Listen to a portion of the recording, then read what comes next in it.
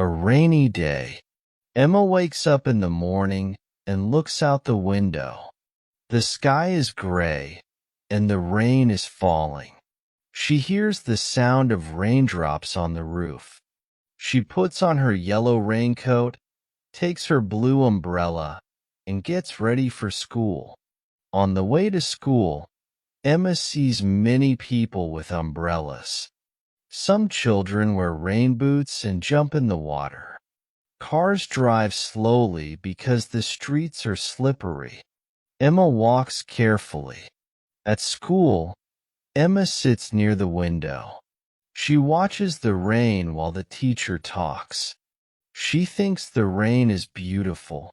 After school, the rain stops and the sun comes out. Emma walks home and sees a big rainbow in the sky. It has many colors: red, orange, yellow, green, blue, and purple. She smiles and watches it for a long time.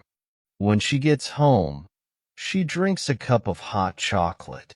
She sits by the window and looks outside.